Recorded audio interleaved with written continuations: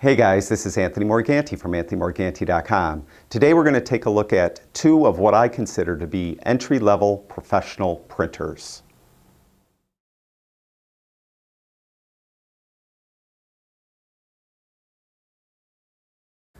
Okay, I'd like to thank B&H Photo Video for loaning me these printers, which allows me, of course, to do this video. And if you guys could do me a favor, there's a link below for B&H Photo Video's website. If you use that link, I do make a small commission on anything you purchase. But more importantly, it lets B&H know that you appreciate that they loan me this stuff so I could do these videos. So please, if you could, use that link. Now, what we have here, as I mentioned, are two entry-level professional printers. On my left, I have a Canon Pixma Pro-1, and on my right, I have an Epson SureColor P600 printer. Now, I hope you don't mind if I glance down at my notes now and then. As you can see, the Canon printer, which is on my left, has a little bigger footprint than the Epson printer. The Canon printer sells for $999.99. The Epson printer sells for $749.99.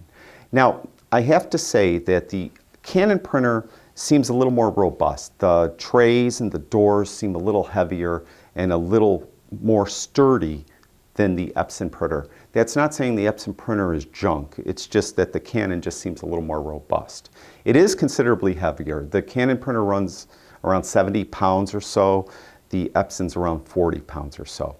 Now, beyond all that, installing it on my Mac, the driver, and getting the computer up or getting the printer up and going, the Epson was very easy. I had it going in 15 minutes. The Canon, on the other hand, took considerably longer, hour and 20 minutes. Now, the Canon printer will connect through your Ethernet cable to your network, or it will go direct to your computer through a printer cable, USB 2.0. Also, it has something called PICT bridge. If you have a camera or a device that will output an image through PICT bridge, you could print directly from that device to the printer. The Epson, on the other hand, has more connectivity options. It has the Ethernet cable option. It has the printer cable through USB 2.0 option. It has Wi-Fi, and that's the way I used it. It will work through Wi-Fi in your home. It has what do they call it? Apple AirPrint. So it will print your, from your iPhone or your iPad, it'll print. It has something else, I couldn't remember. Google Cloud Print, and it has Epson Connect. If you get an Epson app, you could print to this printer through that app.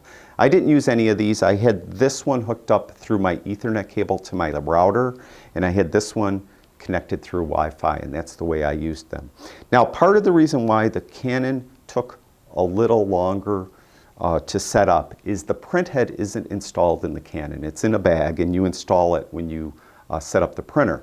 The advantage of that is that if the printhead ever goes bad, you could just order one on the internet or from somewhere and replace it. And I found that the printhead, brand new, is around $350. A rebuilt one's a little over $100. So that's an advantage. If you really damage the printhead, you don't have to spend another $1,000 on a printer. You could just order a new printhead. The Epson printhead's installed when you get it, and if you need it, if the printhead went bad, you'd have to get it serviced. Now, the printheads themselves, the ink droplet size is 2 picoliters with the Epson and 4 picoliters with the Canon. That implies that the Epson, theoretically, should give you a finer, more detailed print. I didn't find that to be true. I found the prints very equal between the two printers. There's other technologies involved which govern how detailed a print can be, so the Canon takes advantage of that. So they're very equal in my mind as far as how detailed a print is. Now, with that said, I did find some little differences. The Epson printer seemed to print exactly what I saw on my computer screen every single time. Every now and then, maybe 10% of the time, the Canon printer seemed to print it a little darker. And I have an example here which I doubt you're going to see very well in the video. But I printed the same image. Now, to make things as equal as possible, I used the same paper. I used Hanomule Photo Rag Barita paper on each, and I used the ICC profile for the Canon for that paper, and I used an ICC profile for the Epson for that paper. So try to make it as equal as possible. I have this scene here. With the Epson, this is exactly what I saw on my computer screen. With the Canon, it's just slightly darker, and you could see that more readily over here in the grass and in the rocks that are on the left side of the image. And that happened now and then. I found that just some landscape scenes specifically seem to come out a tiny bit darker with the Canon printer when compared to the Epson printer. And the Epson printer, again, it printed it exactly like I saw on my computer screen. Now what I did was I did some more comparisons, and what I did some extremes. First of all, I did black and white. I think that's identical. I can't tell the difference. And I did an extreme low-key image, and pretty identical. I think the highlights are a little more detailed on the Canon printer maybe than the Epson printer, just a little, but other than that, pretty much equal. And I think that whether you like one or the other comes down to personal taste. I wouldn't call one better than the other. I did a high-key image. I can't tell the difference. And I guess where I could tell the difference is every now and then on a studio shot, this picture of my son Joe I took here in the studio, and if you look at the Epson print at the tip of his nose, if you could see the highlight on the tip of his nose, you could see it's a little hotter than the highlight on the Canon printer. And that's to be expected. The reason being is the Canon printer takes 12 ink cartridges. The Epson printer has 9 ink cartridges. Now, theoretically, the more ink cartridges you have, the less steep gradation of luminance levels a printer will print. Meaning, I didn't word that very well, but what it comes down to is when you look at the Canon print and you look at the bridge of his nose and then you look at the tip of his nose, it's more gradual change between those luminance levels with the Canon printer, and that's a factor of the number of print cartridges it has, 12. Whereas with the Epson printer with 9 print cartridges, there is a steeper gradation between the darker part of the bridge of his nose and the lighter part of his tip of his nose. So it makes it look like the tip of his nose is hotter. So does that mean that this print with the Epson printer is no good? No, of course not. It just means that this one, the highlights come out less hot. So whether you might like that. So you'd want the Canon printer in that instance. Now real quick, the ink cartridges. The ink cartridges, when I out of the box, were full with the Epson printer, and they're 25.9 milliliter ink cartridges. There's 9 of them, and replacement cartridges run around $32. With the Canon is, again, there's 12 ink cartridges, and Canon does not publish how much ink is in their ink cartridge. I did find an aftermarket manufacturer of ink cartridges for this printer, and they claim in their aftermarket ink cartridges there's 35 milliliters of ink. Whether or not there are actually 35 milliliters of ink in a Canon ink cartridge, I can't say for sure. But let's say there is. That would be 35 milliliter ink cartridges in the Canon and 25.9 in the Epson. So the Epson ink cartridges are smaller. They run $32 each for the Epson.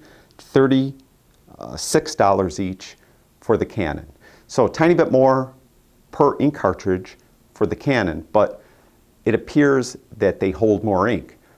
But when I installed the ink cartridges in this printer, in the Canon printer, the ink levels as shown on my computer, there was no quantifiable number there that showed a percentage. There was just a bar graph. And if the bar graph is 0 to 100% full, all the ink cartridges seem to be right in the middle. That just had lines of color, you know, magenta, cyan, everything black, right in the middle. Whereas at least with this one, the bars showed full. So this one appears to give you full ink cartridges, and it appears that when you purchase this, the ink cartridges will be half full with the Canon. Now, with that, all that said, I can't say that the Epson printer actually used more ink than the Canon printer. I didn't use it enough. I think it does, but I really can't put a firm answer on that. It seems like it does. Now, one thing I mentioned, that ink droplet size, 2 picoliters with the Epson, 4 picoliters with the Canon. That smaller ink droplet size implies that the print head is finer and smaller, which means it plugs or clogs more often, and you'll have to clean the Epson print head more often than the Canon. Using them pretty equally, I did have to clean the Epson print head once. I never had to clean the Canon. So you do use more ink when you clean a print head. You use quite a bit of ink, actually. So there's that thing to factor too. You might use more ink with the Epson. You'll be more prone to clog print heads, and you might waste a piece of paper here and there. And this paper is relatively expensive. So that's something else to take into consideration. If I was a busy wedding, portrait, lifestyle photographer, I think I might like the Canon better. For those factors that you could replace the printhead if it goes bad.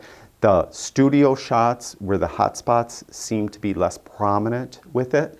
If I'm a fine art, landscape photographer, I think I'd prefer the Epson a bit more because it consistently always printed what I saw on my computer screen. So that is, take that for what it's worth, I guess, because that's just the way I look at each printer. I consider them to be both very equal. All right, so that's it for this episode. Again, I'd like to thank the guys over at B&H Photo, specifically Izzy. Thank you very much for hooking me up with these printers. And again, guys, use the link below if you can.